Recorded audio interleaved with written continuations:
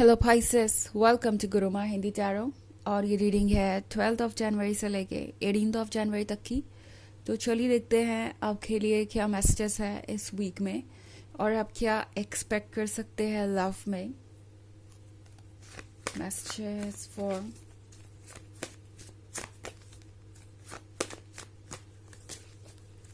Pisces।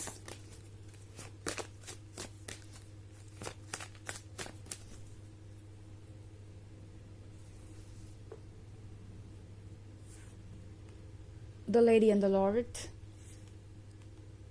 the Moon, the Green Man, King of Wands,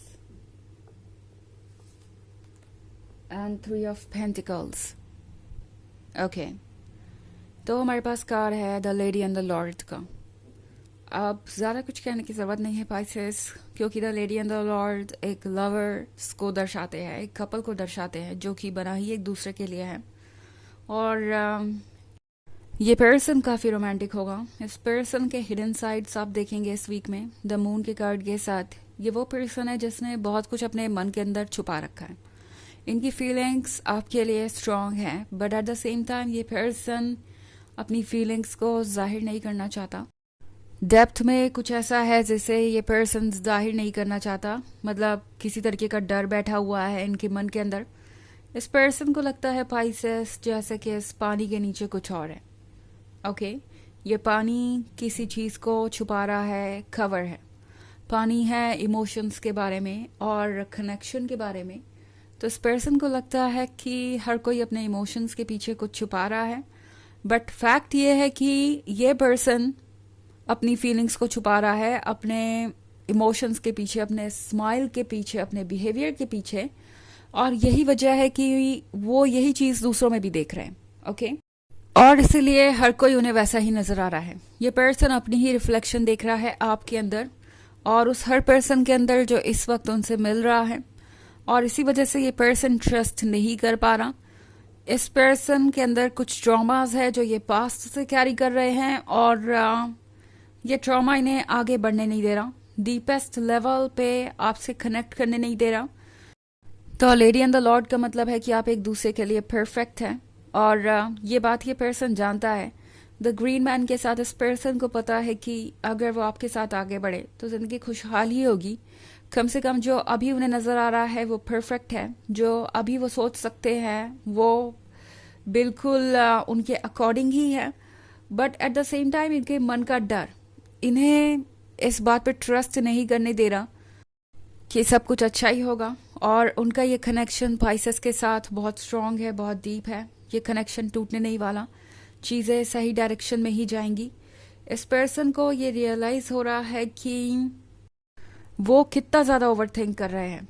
because king of एथम्स के साथ ये person मुझे नहीं लगता कम्युनिकेट कर रहा है। किंग ऑफ एथम्स का मतलब है एक ऐसा पर्सन जो बिल्कुल साइलेंट है, स्टबर्न है और कुछ भी नहीं कह रहा, ना अपने मन की बात कह रहा है, ना आपसे कोई सवाल पूछ रहा है, ना कुछ भी इंडिकेट कर रहा है। जैसे लग रहा है कि बिल्कुल साइलेंट है और कट ऑफ सा महसूस कर रहे हो सकते हैं इनसे आप। सो किंग ऑफ एथम्स उस पर्सन के बारे में है जो अकेले बैठकर अपनी ही दुनिया में गुम है, लोगों के बारे में चीज़ें अज्यूम कर रहा है कि ऐसा ही होगा उनके साथ दोबारा, हर कोई ऐसा ही है। और ये इनसिक्योरिटी ही है जिसकी वजह से ये पर्सन आपको भी इसी तरीके से देख रहा है। सो थ्री ऑफ पेंटिकल्स के साथ ये पर्सन ये महसूस कर रहा है कि उनका जो साइलेंस है वो अननोटिस्ड नहीं जा रहा पाइसेस। एंड आप ज़रूर उनसे कोई ना कोई सवाल पूछेंगे। अगर वो वापस आए तो आपके पास डेफिनेटली बहुत सारी बातें होंगी कहने को, और उसका जवाब इनके पास है नहीं, क्लैरिटी इनके पास है नहीं। ये जानते ही नहीं कि ये करना क्या चाहते हैं। एक तरफ ये पर्सन आपसे भागना भी चाहता है, दूसरी तरफ आपको अपने लिए परफेक्ट भी समझता है। सो ये पर्सन पूरा मेस्ड अप है और किंग ऑफ एथम्स काफ़ी स्टबर्न हो सकता है कभी कभी। एंड यही वजह है कि ये पर्सन अपनी रिस्पॉन्सिबिलिटी को एक्सेप्ट नहीं करना चाहता, अपनी मिस्टेक को एक्सेप्ट नहीं करना चाहता। इस पर्सन के लिए इनके आइडिया सबसे इम्पॉर्टेंट है और उससे बढ़ के कुछ भी नहीं। एंड इसी वजह से ये पर्सन हमेशा अपने रिलेशनशिप्स को लूज करता आया है। हो सकता है इस पर्सन के पास्ट में काफ़ी सारे शॉर्ट टर्म रिलेशनशिप रहे हों या मे बी ये पर्सन कभी इतना ज़्यादा इन्वॉल्व हो ही नहीं पाया किसी रिलेशनशिप में कि वो उस पॉइंट तक पहुंचे जहाँ पे कोई उन पे ट्रस्ट करे और कोई उनकी इस इनसिक्योरिटी को दूर कर पाए. सो ये पर्सन हमेशा ही इनसिक्योर रहा और अभी भी ये वही है, और इसी वजह से ये पर्सन आपसे दूर जा रहा है. उन्हें लगता है कि दूर जाना खुद को बचाने का अच्छा तरीका है. वो कहीं और किसी और को टाइम दे सकते हैं, और ये जो नो टॉकिंग सिचुएशन है, लगता है जैसे कि ये पर्सन इस पर कोई टेस्ट कर रहा है कि क्या वो मूव ऑन कर सकते हैं या नहीं, या क्या उनके लिए कोई और ऑप्शन है या नहीं. बिकॉज ये पर्सन बस ये चाहता है कि किसी तरीके से जो हुआ आप उसे भूल जाए वक्त के साथ, एंड बाद में चीज़ें करेक्ट हो जाएगी. ये किंग ऑफ एडेम्स लगता है जैसे कि कोई गेम खेल रहा है फिलहाल. एंड पाइसेस, इससे आपको थोड़ा सा अलर्ट रहना चाहिए. ओके हालांकि ये एक जर्नल रीडिंग है, ये सबसे रेजोनेट नहीं होगी.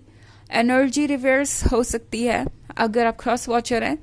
इसके अलावा अगर आप पिछले वीक की रीडिंग या ईयरली रीडिंग देखना चाहें 2024 की, तो उसका लिंक भी आपको डिस्क्रिप्शन बॉक्स में मिल जाएगा हमेशा की तरह. तो चलिए आगे बढ़ते हैं और देखते हैं और क्या मैसेजेस हैं आपके लिए Pisces.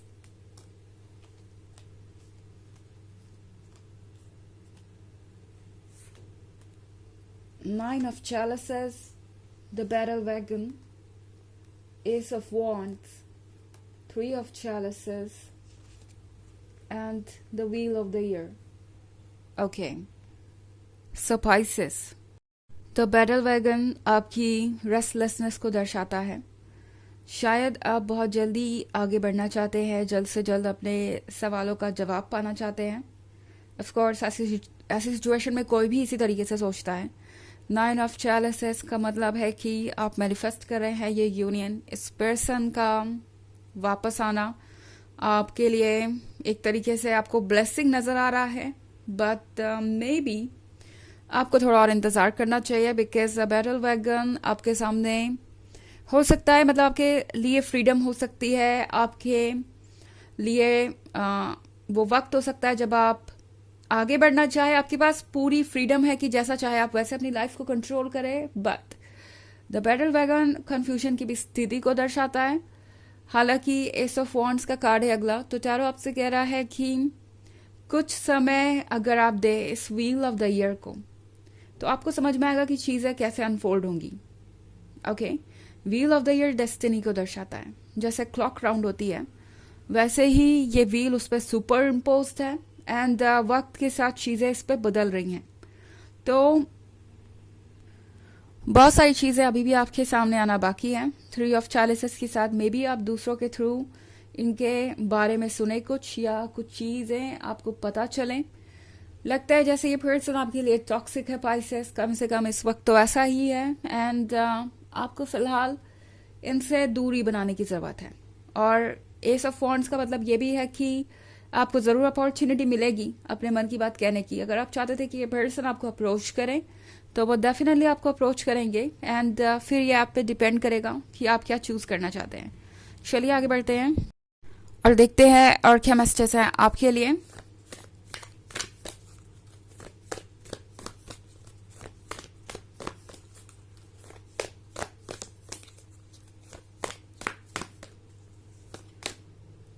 Anna, Grandmother of Jesus, Seeding the Light, Laying Foundations, Divine Plan. तो ये कार्ड आपसे कह रहा है कि कुछ ऐसा है जो अभी मेकिंग में है. ओके बस अभी शुरू ही हुआ है. फाउंडेशन किसी नई चीज़ की रखी गई है, जिसे हम कहते हैं नींव रखना. एक डिवाइन प्लान है ये, जो धीरे धीरे अनफोल्ड होगा. तो जल्दबाजी में कोई फैसला ना लें. ओके जो आप अभी देख रहे हैं वो बहुत थोड़ी सी दूरी है. यूनिवर्स पूरे चैप्टर को आपके जानता है, पूरी स्टोरी को आपके जानता है, तो ट्रस्ट कीजिए. सो ये रीडिंग है इस वीक की. आई होप आपको अच्छी लगी होगी. Thanks for watching. Till next video. Bye.